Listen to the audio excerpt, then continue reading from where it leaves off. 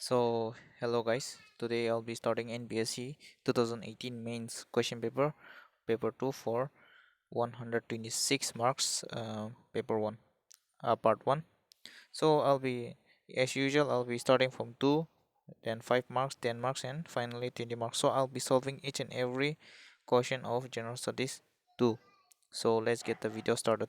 So, for 2 marks, first question for 2018 NPSC is why special provision has been provided in the Indian Constitution for the northeastern states. So we know the special provisions has been provided for northeastern state under Article 300 under Article 371A. So under 371A, special provisions has been provided for Nagaland, and from 371A to for 12 states the special provisions have been provided. So why has this been provided? The question is asking. So for 2 marks you can write that most of the northeastern states have been accorded special provisions under Article 371 with the aim of preserving the tribal and indigenous culture. So, for example, 371 has been provided certain special provisions to the Nagas. So, with the main objective is to aim the preservation of the culture and the tribal and indigenous culture of the northeastern states of India. So, special provisions have been provided. Next question number 2. Which organization of India performs the function of the comptroller? So the comptroller, if the word comptroller comes, automatically the comptroller and auditor general CAG comes into the mind, and this has been provided under Article 148 of the Constitution, and he is the head of the Indian Audit and Accounts Department, and he upholds the Constitution of India in the field of financial administration. So we can write this as the CAG performs the role of a comptroller, and it is provided under Article 148, and he is the head of Indian Audits and Accounts Department and guardian of public purse. And additionally, you can write that his duty is to uphold the Constitution of India in the field of financial administration. Next, what is National Judicial Appointment Commission and which amendment provides for it? So the National Judicial Appointment Commission was is given because this National Judicial Appointment Commission was declared unconstitutional by the Supreme Court, and it was a body proposed which would have been responsible for the appointment and transfer of judges to higher judiciary in India, and it replaced the collegium system of appointing the judges to the Supreme Court. And the 99 Constitutional Amendment Act of 2014 provides for this. However, the National Judicial Appointment Commission has been repealed by the Supreme Court because it was unconstitutional and against the basic structure of the Constitution. So the earlier system of collegium has replaced the National Judicial Appointment Commission. So for question number 4, 2 marks. Why is India a secular state? So we need to give um, statement as to why India is a secular state. So first of all, we have to mention that it is provided the Article 25 to 28 of the Indian Constitution that it provides for freedom of religion to every citizen of India, and India has no state religion like the Middle Eastern countries in where Muslim Islam is the state religion. However, in India there is no state religion. The government neither encourages nor discourages any particular religion, and people are free to choose their own religion. And additionally, you can provide that under the preamble to the Indian Constitution, the secularism is also been provided by the 42nd Amendment Act of Amendment of 1976 by Indira Gandhi. So next, what is tenure system in Indian administration? So tenure system means serving in the central secretariat by the senior officers who come from the states for a particular period is called tenure system, and after the service for a particular period they revert back to the parent service or state. For example, the what is tenure system in Indian administration? Suppose an Indian administrative service officer is serving in Nagaland, and he has been requisitioned to serve in the central government secretariat. So the officer has to serve in the center for some time, and after serving for a tenure, he will revert back to the state, that is back to Nagaland. So this system is also called the tenure system in Indian administration. And why this has been provided is in order to give a broader outlook to the officer and give them more exposure and training and also help in the federalism of the country. Next, what is management by objectives and performance appraisal system? So there are two terms, that is management by objectives. So management by objectives, what does it mean? It means in a company, the company will give an objective, for example, that they have to reach 10 lakhs revenue by this year. So they are giving an objective in order to reach that objective, and this is called management objective.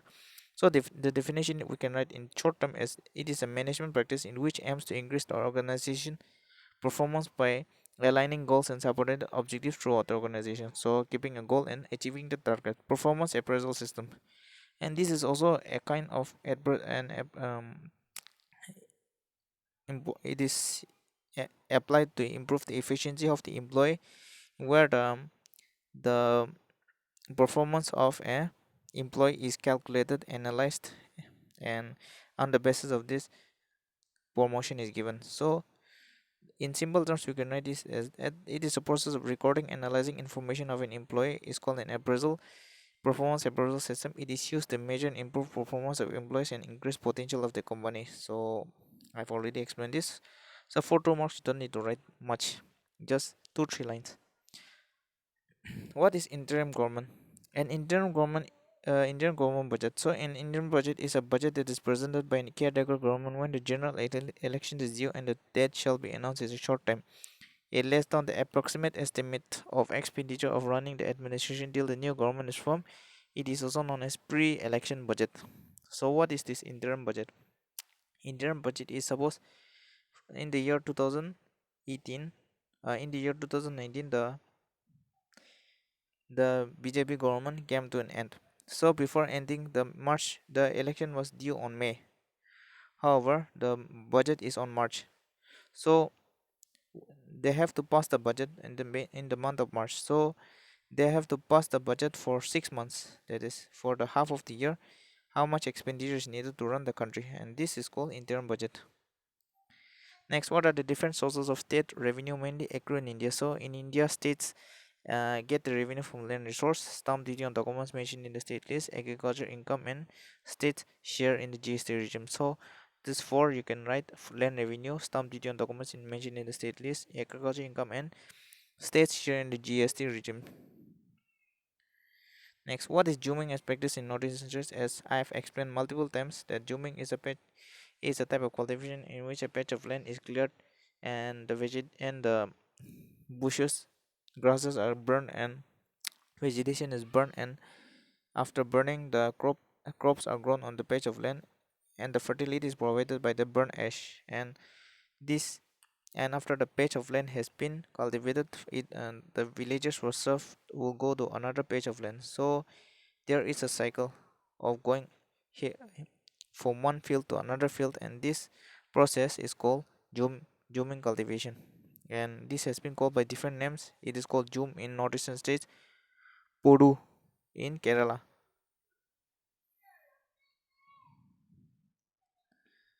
Next, what was India's approach to economic policy reforms that occurred in 1991? So prior to 1991, the Indian economy was a centralized economy in which the state, that is the central government, controlled all the factors of production. However, the new economic policy of 1991 provided for liberalization, that is liberating the industries of the shackles of unnecessary control, privatization, allowing private companies to participate in the means of production, except for few industries, globalization, connecting the Indian economy with the rest of the economy. So this is the 3 steps taken. Next point, the location of dry forest in India. So for 2 marks, United, it is located on the it is also known as the northern Deccan dry forest, and it is a tropical dry broadleaf forest, and it is native to eastern central India, and the area is 58,154 square kilometers, and it covers the state of Odisha and Chhattisgarh. So dry forest is also known as northern Deccan dry forest, and it is a tropical dry broadleaf forest region of eastern central India. Its area is 58,000 and covers states of Odisha and Chhattisgarh. Mention why multipurpose river projects have been opposed. So multipurpose river projects are also called dams, and building a dam in an area leads to loss of wildlife because all the trees are cut down, people living there are displaced, and it leads to loss of livelihood and agricultural land as people living near the forest and dams, and people are not compensated fairly by the government for their losses. This has been seen in many tribal areas, especially in eastern states of India such as Chhattisgarh, Jharkhand, etc. And this has led to Naxals and other militant incidents in those areas. What was the judgment? What was the judgment of the Supreme Court of India on women at Sabrimala Temple? So Sabrimala Temple is a very famous case in which women were not allowed to enter the Sabrimala Temple. So the Supreme Court has ruled that women of all age group can enter the Sabrimala Temple. It held that the practice violated the fundamental right to freedom of religion, that is Article 25(1) of female worshipper. Next, what is the constitutional basis of a concept of uniform civil code? So uniform civil code has been provided in Article 44 of the Constitution, that is under the directive principle of state policy, and it states that it is the duty of the state to secure for all the citizens a uniform civil code throughout the territory of India. So the main point is, what is uniform civil code? The uniform civil code is a code that is same for all the religion. That is whatever the Muslims will follow, the Christians and the Sikhs and the Hindus will also follow um, the same rules. There is no distinction on the base related to various issues. Next, what is Me Too movement? So Me Too movement is a social movement against sexual abuse and sexual harassment, where people publicize, especially women, publicize allegation of sexual crimes committed against them by powerful and prominent men. And it was started in 2006. It is a very old movement, and it was started by Burke, and to raise awareness of the pervasiveness of sexual abuse and assault on society. And the phrase Me Too was developed as a broader movement following the 2017 use of hashtag Me Too following Harvey Weinstein sexual abuse allegations. So this is current affairs and during the time. Argue why the current rate of HIV infection is higher for Indian women than for Indian men. So it is scientifically proved that women are more physically susceptible to HIV infection than men. Male to female HIV transmission during sex is about twice as likely to occur in female to male transmission rather than male to female transmission. Next, what is Sustainable Development Goals? Sustainable Development Goals was provided by the United Nations General Assembly in 2015, and it is a collection of 17 interlinked goals, and it provides for a better, sustainable, and future for all. They are designed to be achieved by 2030. So there are goals proposed by the United Nations General Assembly in 2015, which are interlinked goals and which help to provide a better and sustainable future for all. Some of the goals include clean drinking water and reducing poverty, providing housing for all, providing water supply, road supply, etc. So these are a bunch of 17 goals which are very important for the all-around development of a person. What is Beti Bachao Beti Padhao? So Beti Bachao, safe girl, educate the child, is a campaign of the government of India that aims to generate awareness and improve welfare service efficiency of girls in India, and it was started in 2015 to address the issue of declining child sex ratio in India by PM Modi in Haryana. Next, for 5 marks.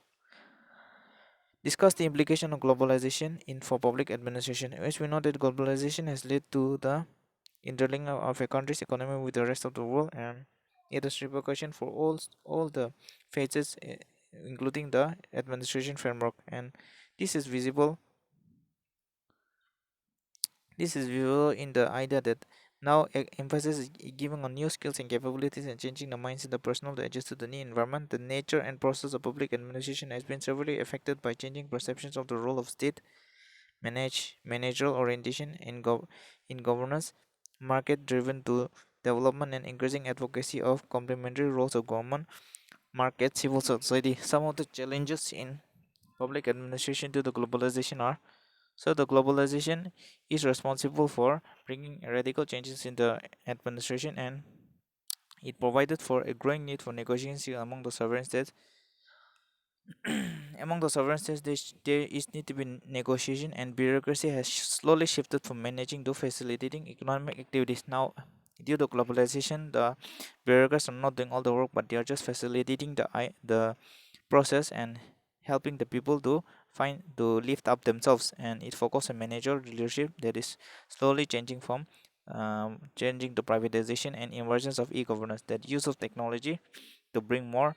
Due to globalization, advanced technology have reached the country, and due to this, there is a paradigm shift in governance to electronic governance. Next, briefly describe the four bases of organization as identified by Luther Glick. So Luther Glick has proposed four types of organization. Purpose first organization, that is organization in which it has been established to serve a particular purpose, such as conducting coordination. Process based, this organization is based on how the process should be followed, that is Ministry of Law, Statistical Department, Accounting Department, etc. Person based, that is an organization that is formed to serve the particular target group, community, caste, schedule, tribe, etc. That is the various organization, that is RSS or many other civil society organization that has been formed to serve particular groups. Place-based society, a place-based organization, this society has been formed to serve particular territory as described, or place-based organization are described as place-based organization. So the answer is purpose-based, process-based, place-based, and person-based. So next, question number 3. What is the difference between vote on account and vote on credit? Vote on account and vote on credit difference is that the vote on account is defined under Article 116 of the Indian Constitution, and it is a grant in advance for the central government to meet short-term expenses or expenditure uh, needs from the consolidated fund of India, generally lasting for a few months till the new financial year comes. So vote on account is a grant in advance that is provided for the central government to meet short-term expenses, whereas vote on credit is granted for meeting an unexpected demand upon the resources of India when an amount of magnitude at or undefined character or service. The demand cannot be stated in a budget. Hence, it is like a blank check given to the executive and uh, by the Lok Sabha. It is also under Article 116 of the Constitution. So the difference between vote on account and vote on credit is that the vote of account, the the leg- the legislature will ask for a grant.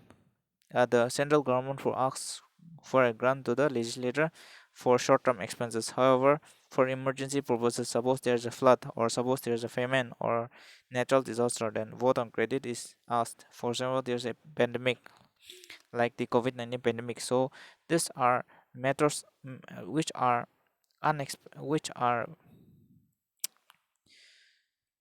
which are in need of which are in immediate need, and therefore the amount of magnitude cannot be stated. So this is the difference between vote on account and vote on credit, and both are mentioned on Article 116 of the Constitution. What is deficit financing, and mention different types of deficit financing recognized by the government of India. So deficit financing means the when a government makes a budget, the expenditure will always be greater than the revenue. So this is called deficit financing. It is a type of financing practice in which the government spends more money than it receives as revenue. How does the difference is made? So the difference is made by borrowing from the banks, by selling off the shares to the private sector, and or minding new money. So this is deficit financing, and the four types of deficit financing are revenue deficit. Revenue deficit means difference in eh, revenue received and revenue expenditure. So the revenue deficit is the excess of total revenue received over the total revenue expenditure over the total revenue received. So revenue expenditure minus revenue deficit. Fiscal deficit means the same. The difference between revenue deficit and fiscal deficit: revenue is only for the income. Fiscal deficit, it defines the total expenditure and total receipt, and the borrowing is not included. So it is defined as the excess of total budget expenditure minus total receipt except borrowing during the fiscal year.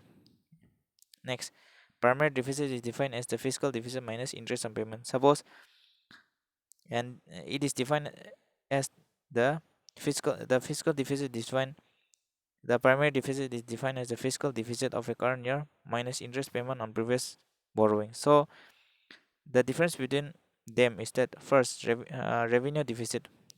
Revenue deficit is how much a revenue a state is earning, how much revenue a state is spending. The difference between them is called revenue deficit.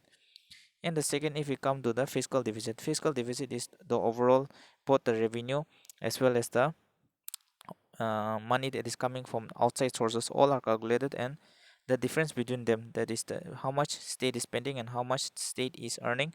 If you minus this, the fiscal deficit comes. And nextly, primary deficit is nothing but the fiscal deficit minus interest payment. So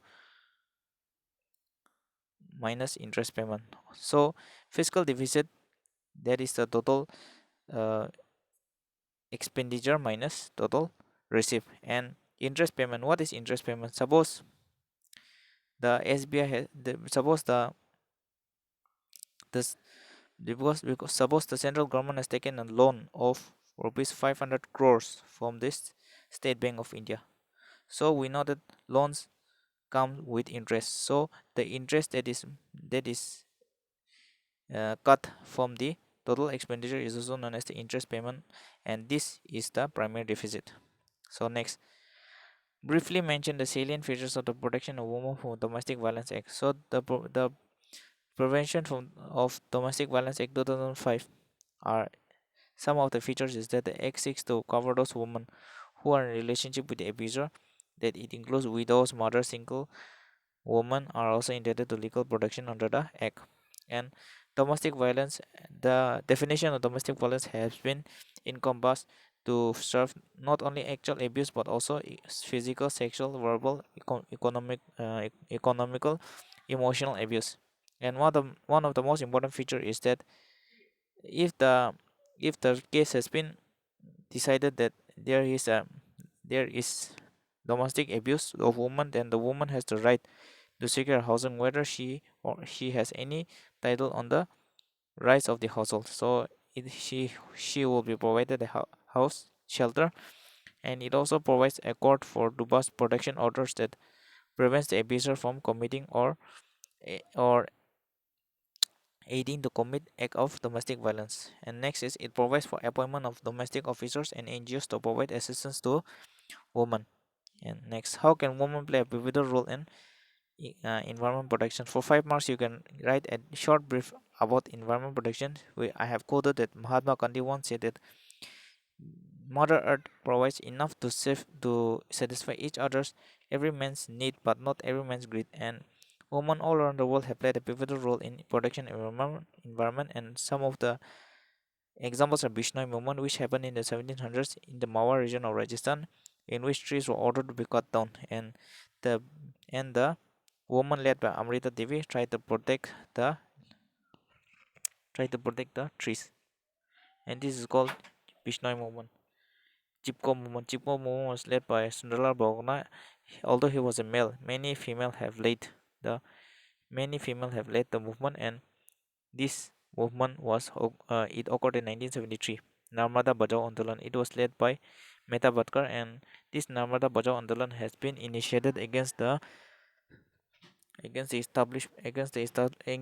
construction of dams on the river Narmada, and it was led by Mehta Bhatkar. Next, for 10 marks is what is open defecation free? So open defecation free. The definition of open defecation free is that a city or ward can be notified as an open defecation free if at any point of time not a single person is found defecating in the open. Defecating means release of phys- physical matter in the open. And in the past 4 years,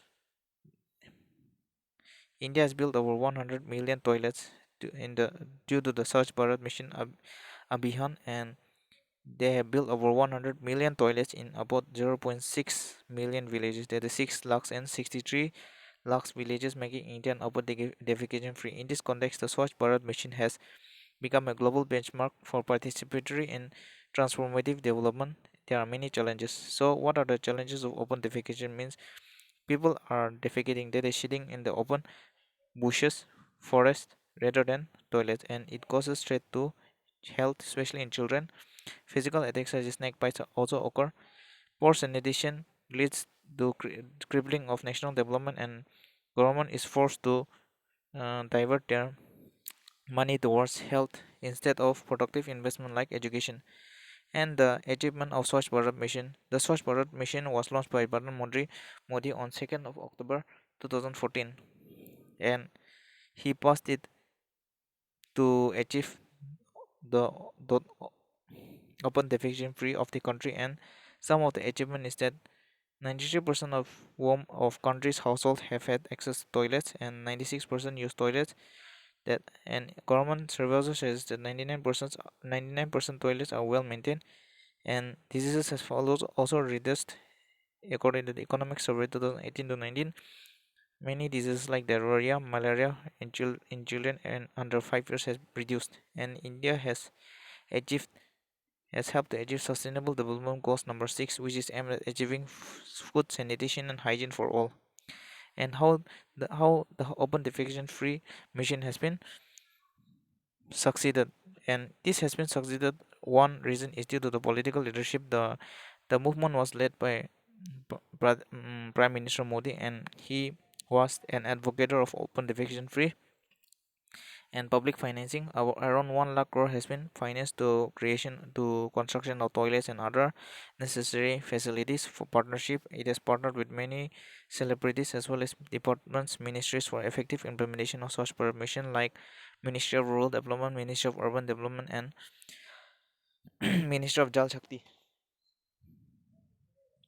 What are the different modes of acquiring Indian citizenship? So in Lakshmikant, it is also already provided that if citizenship by birth, citizenship by registering before an appropriate authority, provided that he should be residing in India for the last 7 years. Citizenship by naturalization, that is a foreigner can also apply for citizenship by signing an oath of allegiance to the constitution. By descent, if a person is born outside India but his parents are citizens of India, then he can apply for descent by incorporating a new territory. That is, if India has acquired territory, suppose in 1960 the the Indian government acquired the territory of the Goa, all the all the citizens under it become the citizen of India. So let's go for 20 marks. Discuss the argument in favor of reservation and limitation reservation policy in Indian context. So reservation is providing facilitating people in education, scholarship, jobs that are faced with historical injustice, and it is a form of quota-based affirmative action. Affirmative action is reservation system, and it is governed by constitutional law, statutory law, local laws, and regulation. And the reservation system includes reserving access to seats in legislature, government jobs, enrollment in higher education institution, and etc. And why reservation has been provided? The main question is that the upper class has always exploited the lower class. So this was taken to resolve the historical oppression, inequality, discrimination suffered by those communities and different employees. It is meant to achieve a promise of equality enshrined in the constitution. The main objective of reservation system in India is to improve the social and educational status of unprivileged communities and thus improve their lives. Historical background is that it was first started by Jyotirao Phule and William Hunter in 1882 for providing reservation. And if you look at history in the second century BC, upper class also enjoyed some added privileges like the Brahmins and the Kshatriyas.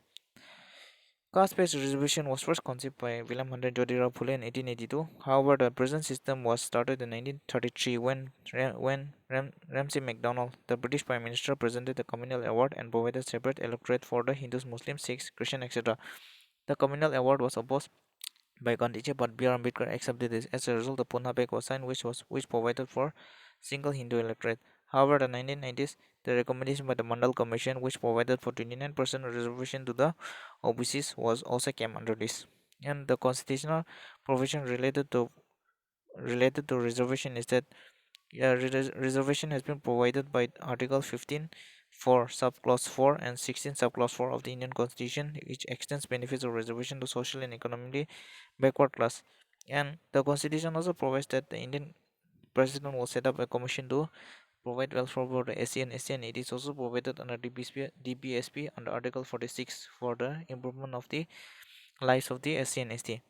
And arguments in favor of reservation. Why reservation is important: to correct historical injustice as stated above, to provide a level playing field, that is providing equal opportunities to the people and uplifting those that are oppressed. Meritocracy versus equality, that is providing equal opportunity to each and every caste. And administration quality, so the quality of administration has not reduced. A study has revealed that reservation has not affected the efficiency of administration and better representation, that is more people of SC and ST are being represented in services and bureaucracy, and it is also helped to create unity among diverse traditions. However, the arguments against reservation is that a large number of lower castes have already stepped up to lower caste, that is, many castes have stepped up and have become advanced.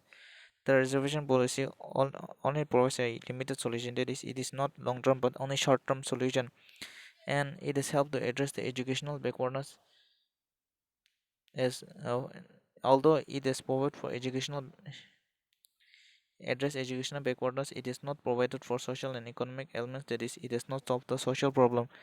And reservation reduces efficiency of labor, and providing reservation to a particular section of the people, it increases inclusion rather than it promotes exclusion rather than inclusion, that is, it leads to the formation of small groups that have self-interest in motivation. So these are the these are the reasons why reservation is important and why it has disadvantages also. Next, discuss the impact of demonetization on Indian economy. So demonetization means it is a decision of the government to revoke the tender status of the currency note, and all the currency issued by the RBI is used as legal tender because the value thereof is assured by the RBI. So in short, the government has diminished the power, the buying capacity of the currency, and once currency is demonetized, it cannot be used.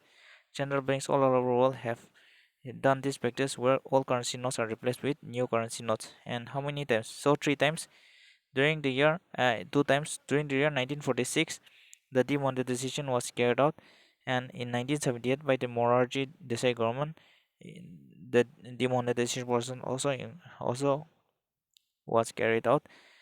The RBI demonetized the 1,000 and 10,000 notes in 1948, and for the third time, the third demonetization was carried out in 2016, and this has been implemented because of economic and political issues like hyperinflation. If inflation is more, then reducing the money supply can be one of the techniques used to reduce inflation, hostilities, political turmoil, or corruption, etc. And these are the motivation behind demonetization. And what are the impacts of demonetization? The impacts of demonetization is it has increased the tax collection. Tax collection is increased to 24.7% as related to 9.9%. Black money has been tackled. Transaction of more than 3 lakh registered firms under the radar of suspicion, while 1 lakh companies were struck off. The companies has identified more than 37,000 shell companies. Shell companies are those companies which does not have any economic activities but have huge amount of money under them.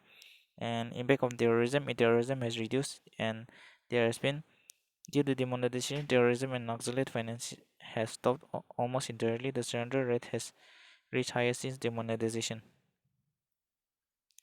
Mm.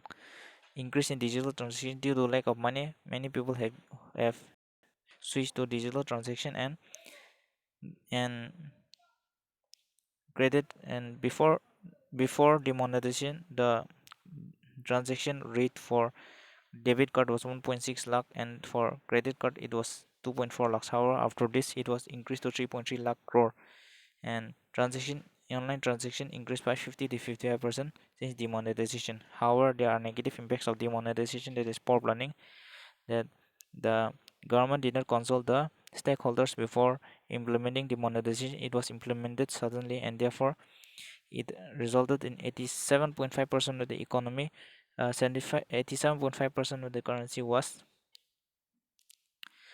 declared invalid, and therefore it it need to be printed fast. Jobs. As a result of demonetization, it led to loss of jobs. Report by Azimberji University reveals that 50 lakh crore have lost their jobs since demonetization. Savings. Many people began to save more of the saving, as began to spend more of the saving. Next, government expenditure. RBI estimated that the cost of government and demonetization was around 8,000 crore during July 2016 to 17, and it reduced the GDP of a country, and it dropped from 7.5% in 2016 to 5.7% in June 2017, and it also was one of the factors of in due to the depression after the COVID-19 pandemic in India. Tackling of black money failed because the main motive of demonetization was to eradicate black money. However, cash was people found new way to convert their black money into white money, and corruption and fake notes. And many fake notes were created, and foreign ministers. Banks were not in a position to considerably increase lending. Their net interest decreased, worsened capital situation, and NPS got worse. Foreign investors sold equities because they feared that in an economic slump, resulting in slump of stock market. So these are the factors. These are the positive and the negative impact of demonetization. So with this we come to the end of the video. I hope you all like it. Thank you.